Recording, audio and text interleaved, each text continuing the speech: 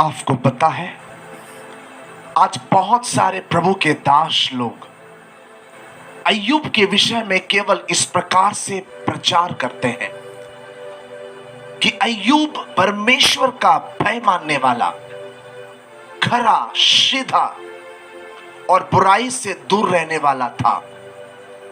इसके साथ साथ अय्यूब के जीवन पर, अय्यूब के बच्चों पर, अय्यूब के धन संपत्ति पर परमेश्वर की आशीष था। इनके साथ साथ यह प्रचार किया जाता है कि अय्यूब के मित्र उनके पास आए, उन्हें समझाया, उन्हें बुझाया, और फिर अंत में इस प्रकार से कहा जाता है कि अय्यूब को परमेश्वर ने दुगने तौर पर आशीष दिया। क्या परमेश्वर के वचन में अय्यूब के विषय में केवल इतना ही बात है? हां, मैं जानता हूं कि अय्यूब उस घोर परीक्षा से बाहर आया और अय्यूब उस परीक्षाओं का सामना करके उसने परमेश्वर को महिमा दिया। उनकी पत्नी ने उसे निंदा करने को कहा, लेकिन अय्यूब निंदा करने के बजाय उसने परमेश्वर को उसने महिमा दिया। लेकिन एक और चीज मैं अय्यूब के जीवन से मैं आपको बताना चाहता हूं। क्या आप सुनना चाहते हैं? मेरे प्रियो, आज हमें पता है कि आज महीना का पहला दिन है और इस पहले दिन में हम सब एक जगह पर इकट्ठे होते हैं, विशेष करके जवानों के साथ। और आज मैं जवानों को इनकरेज कर रहा हूं, उत्साहित कर रहा हूं। परमेश्वर के वचन में जब हम अय्यूब के विषय में पढ़ते हैं, हां, वो भला था, वो बुराई से दूर रहता था, वो खरा था, सीधा था और उसके जैसा कोई संपन्न नहीं था। यह बात 100% श्योर है। लेकिन बाइबल में अय्यूब के विषय में जब हम उसके 3वें अध्याय और उसके 25वें वचन को पढ़ते हैं तो लिखा है कि अय्यूब किसी बातों को लेकर के वो डरता था, किसी बातों को लेकर के वो भय खाता था। परमेश्वर के वचन में ऐसा लिखा है कि जिस डरावनी बात से मैं डरता हूं वही मुझ पर आ पड़ती है, और जिस बात से मैं भय रखाता हूं वही मुझ पर आ जाती है। वो किसी बातों को लेकर के वो डरता रहता था, किसी बातों को लेकर के भयभीत रहता था। जब हम आगे परमेश्वर के वचन को जब हम पढ़ते जाएंगे तो हमें समझ आता है कि अय्यूब हर बार जब भी उसके बेटे और उसके बेटियां जब भोज के लिए जब बाहर जाया करते थे और जब भी वो घर आते थे, अय्यूब जो है अपने बच्चों के लिए वो होम बलि करके परमेश्वर के सामने चढ़ाते थे।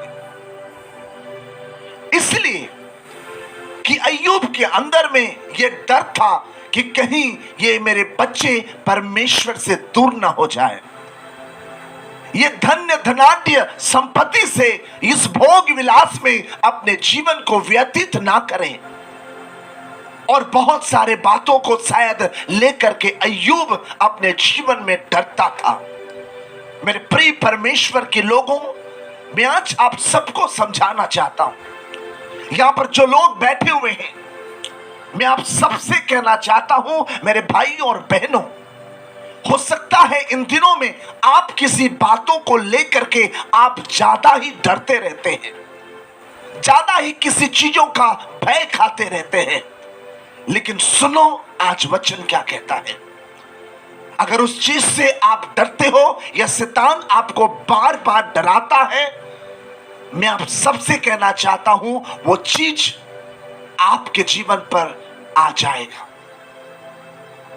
वचन में जब आप पढ़ोगे तो नीति वचन की किताब उसके 26वें अध्याय में इस प्रकार से लिखा है कि जैसे गौरैया घूमते घूमते और सुपा बेनी उड़ते उड़ते नहीं बैठती, वैसे ही व्यर्थ श्राप नहीं पड़ता।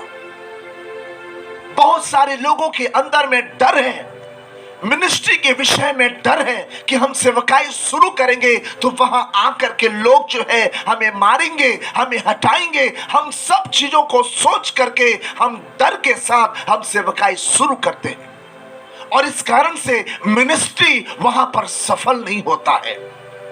बहुत सारे लोग चर्च आते हैं लेकिन डरते डरते डरते चर्च आते हैं। मेरे प्यारों, मैं आप सबसे कहना चाहता हूं, अपने डर को अपने जीवन से बाहर करो और उस परमेश्वर पर आप भरोसा करो। जिस चीजों के लिए आप डरते हैं उसे प्रभु के हाथों में सौंपो। परमेश्वर उस चीजों के लिए, आपके लिए परमेश्वर अच्छा उपाय करेगा। आपको पता है, आगे जब अय्यूब का उनका शरीर पूरी तरीका से फोड़ों से जब भर चुका था, तब अय्यूब कहता है, मुझे तो मर जाना ही अच्छा है। वो कहता है कि परमेश्वर तू प्रसन्न होकर के मुझे कुचल डाल और हाथ बढ़ाकर मुझे काट डाल। वो मरना चाह रहा है। आज बहुत सारे लोगों की स्थिति ऐसी ही है, अय्यूब के समान।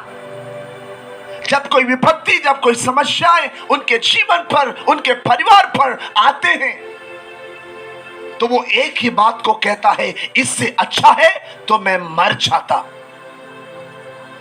क्या परमेश्वर ने आपको मरने के लिए बुलाया? क्या परमेश्वर आपको मर जाए ऐसा करके आपको चुना है? मेरे प्यारों, यहां पर बैठे हुए मेरे भाई और बहनों, किसी चीजों को जब आपके जीवन पर होते हुए देखो तो कभी भी आप ऐसा मत कहना, मत सोचना कि मैं मर जाऊं। परमेश्वर ने आपको जीवन देने के लिए बुलाया है ताकि आपके द्वारा बहुत सारे लोग जीवन पाए।